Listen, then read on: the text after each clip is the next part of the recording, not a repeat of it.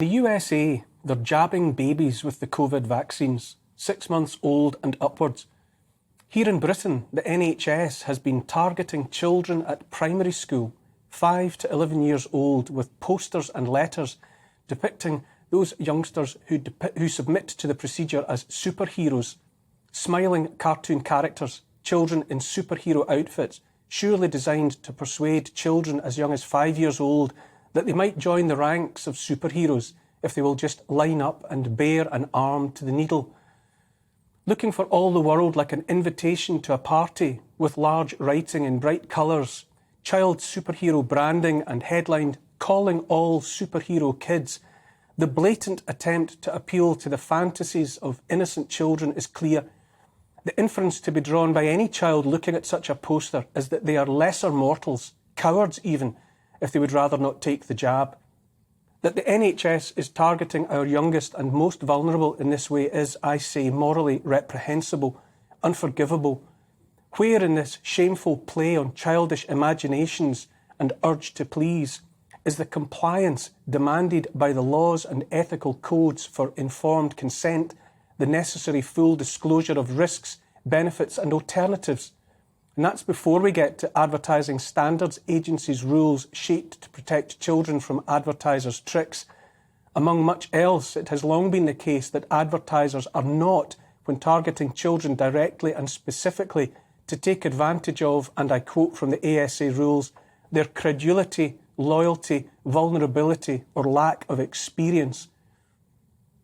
Last week on this channel, Mark Stein drew attention to figures used by the JCVI, the Joint Committee on Vaccination and Immunisation, that estimated how many children would need to be jabbed in order to stop one person, just one person, being admitted to an intensive care unit with COVID.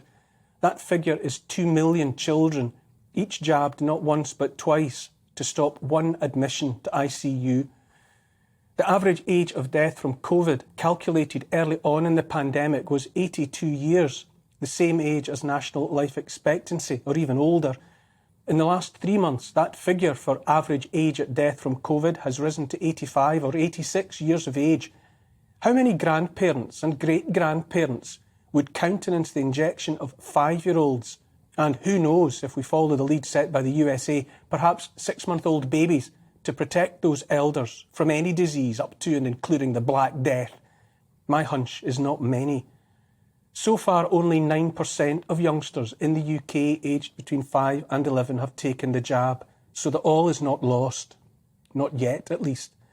Remember anyway that it's estimated 3/4 of British children have had COVID already, and so have natural immunity. And that much is before we come to contemplate the increasing certainty that the vaccines are anyway causing deaths and harms of all kinds and in huge numbers. Long behind us now are the days when anyone could say any of the jabs prevent infection with COVID or transmission of COVID. Last gasp claims that the vaccines reduce the risk of severe symptoms and therefore hospitalisation are similarly undermined.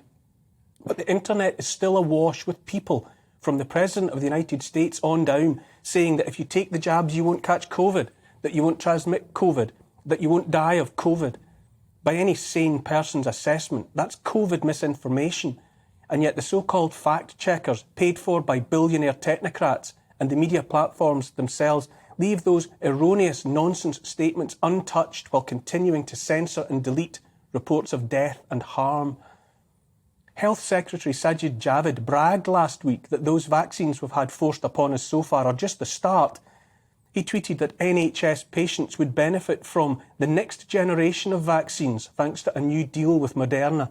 A state-of-the-art mRNA manufacturing and global research and development centre will be built here in the UK. According to Javid, it will cement our science superpower status. So it's not just 5-year-olds who are supposed to swoon at the prospect of superpowers. While our Health Secretary celebrates a new deal with Big Pharma, let us consider the latest figures from the VAERS, Voluntary Adverse Event Reporting System in the United States. The latest data released by the Centres for Disease Control and Prevention showed 1,301,356 reports of adverse events experienced by all age groups after vaccination, Remember too that it's a crime in the US to log false claims on the VAERS system so that medics put their reputations on the line with every posting and are highly unlikely, to say the very least, to report nuisance or other likely erroneous claims of hurt. Among that figure are 28,859 reports of deaths and 238,412 of serious injuries between December 14, 2020 and June 10, 2022. And yet now, while the figures rise concerning the risks associated with the present vaccines, while compensation is beginning to be paid out to victims' families here in Britain, and while so much still remains unknown about the safety of mRNA vaccines, we are already invited by our Health Secretary to look forward to more of the same. I said on this channel months ago that they should leave the children alone, but in my heart I knew they wouldn't, and they haven't. These 2 years past have not been about taking care of people's health. They've been about and continue to be about seizing and exploiting the control of the people themselves. COVID was used as a key and it unlocked a door. We've been isolated, divided and placed under house arrest. Many have had their livelihoods destroyed. We've been made to watch the economy driven off a cliff. We've had our travel privileges revoked. We've had our physical and mental health pushed to breaking point and beyond. Just as COVID ran out of steam, war broke out in Europe, a war with no end anywhere in sight. Now they're telling us to once and for all bid farewell to coal, gas and oil to heat our homes and power our cars. Everything everywhere is divisive, frightening, enraging, or a mix of all three. Apparently unstoppable illegal immigration on the southern coastline, fuel shortages, price hikes of hundreds of % at a time, the prospect of a summer of industrial action, travel chaos for millions.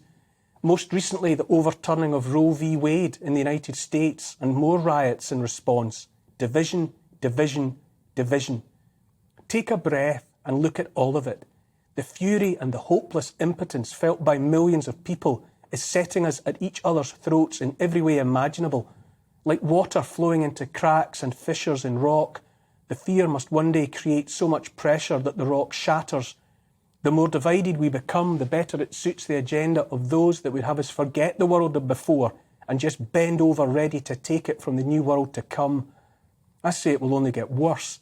COVID might as well be viewed as a dry run, or perhaps more accurately as an opportunity to probe defences in the minds of the public and so gauge reactions in preparation for the next more determined assault. Isolated, frightened and angry people, cut off from work and social lives, trapped in their homes for weeks and months, turned to the internet as a means to reach out to others, to find information different from the paid-for propaganda pumped out by the government and servile media outlets. And what do we see now? An online safety bill. This, we're told, will clear out all of that pesky misinformation and disinformation, which is to say information the government doesn't like people seeing and hearing because it runs counter to official stories. How very, very convenient. As one door closes, another one is slammed in our faces. All over the world, under the cover of COVID darkness, new laws were passed in one country after another to limit the possibility of protest and dissent. President Biden is already warning about the next pandemic. There's monkeypox, or whatever they decide to call it next, and most recently the discovery of polio in a British sewer.